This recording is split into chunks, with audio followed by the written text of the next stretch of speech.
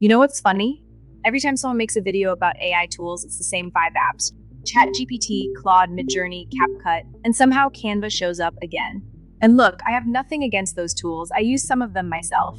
But AI has gotten so big that if you're only using the tools everyone already knows about, you're basically exploring the internet with Google, YouTube, and one very tired browser tab. So I went digging, and I found 10 AI tools that are genuinely interesting, a little weird, and in some cases way too underrated.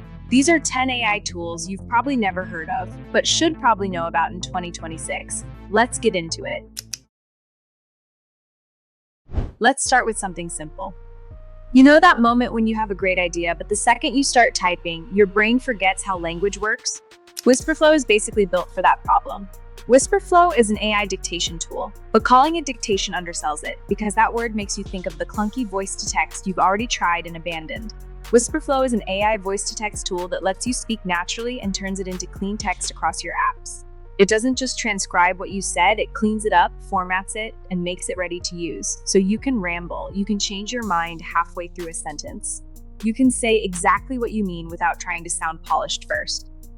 For creators, I think this is genuinely useful because sometimes the problem isn't that you don't have ideas. The problem is that typing is slowing down the ideas. You can literally talk through a video idea, a script, a caption, or even a prompt. And instead of spending 15 minutes trying to turn the thought in your head into a perfect sentence, you can just say it. The tool does the boring part. And honestly, sometimes the fastest way to write is to stop writing. If you've ever tried to explain a workflow, a process, or a comparison and thought, I really need a diagram for this, Napkin AI is worth knowing. You paste in text and it turns that text into visuals like flowcharts, infographics, mind maps, and comparison layouts. So instead of writing out a long explanation, you can turn the idea into something people understand in seconds. That's useful for creators, educators, presentations, and anyone who wants to make information easier to follow without spending an hour designing it from scratch. Flora feels less like a chatbot and more like a creative workspace. Instead of bouncing between tabs, prompts, and tools, you work on a visual canvas where text, images, and AI outputs can live together. And that sounds small, but it solves a real problem. Because the usual AI workflow is chaos. One idea in one app, one image in another app, one prompt you forgot to save. Then suddenly you have like 23 tabs open and your laptop fan sounding like it's about to take off. Flora is trying to make the process feel more connected. Now, you may have heard of Higgsfield already, but a lot of creators are still sleeping on it. Higgsfield is built around cinematic, social-first video creation with camera movement as a core feature instead of an afterthought. That means you're not just describing a scene, you're directing the shot.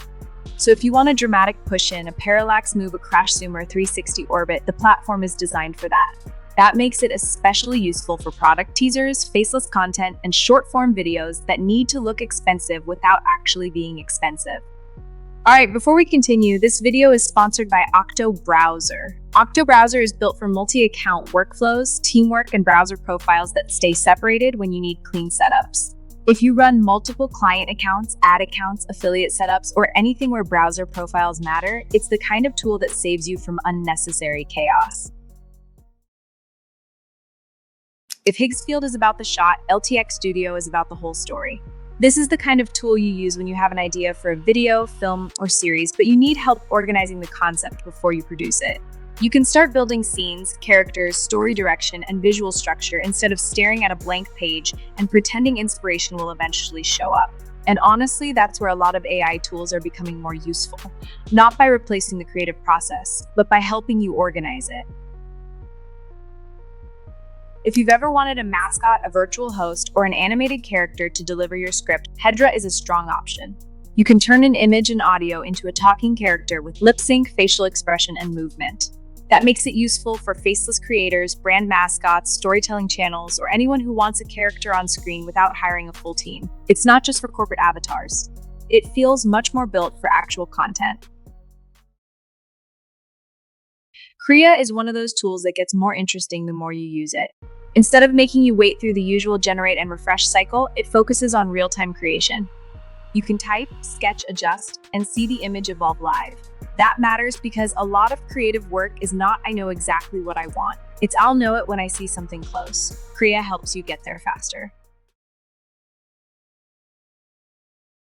Raise your hand if you've been in a Zoom call and a random little bot avatar joins with a name like Firefly's note taker, and everyone in the meeting gets visibly uncomfortable.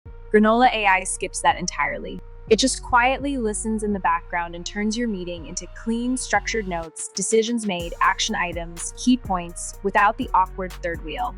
What makes it different is that most meeting note tools need a visible participant in the call, which feels weird with clients. Granola works invisibly on your end. This one is different because Seedance is not really the kind of tool you open and use directly. It's more like the engine behind other video tools. And that matters because once you start paying attention to AI, you realize a lot of what you use every day is powered by models you never see. Seedance is worth knowing by name because it's currently one of the highest ranked video models on independent benchmarks, and it's already showing up inside other platforms, including a couple of tools on this exact list. The point isn't go sign up for Seedance. It's know the name because you'll see it powering more tools every month, and the model behind your favorite app might quietly change without you noticing. This is the one for people building actual AI workflows. KIE.ai is basically a single API that gives you access to multiple major models in one place, instead of dealing with a separate setup for every tool. It sits in front of basically every major generative model like Seedance, Veo, Kling, Runway, Suno, Nano, Banana, GPT, Claude, and Gemini. And the reason creators actually use this instead of going direct is because it's noticeably cheaper. A lot of these models run somewhere between 20 and 70% below what you'd pay hitting the official API yourself, starting as low as $5.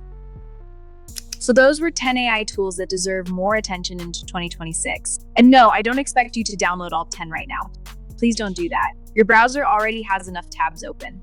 But if even one of these tools solves a problem you actually have, then it's worth looking at, because the best AI tool isn't always the one with the most features. It's the one that removes the annoying thing you keep doing manually. So tell me, which one of these had you never heard of before? And if you know an underrated AI tool that deserves to be on this list, drop it in the comments. I'll see you in the next video.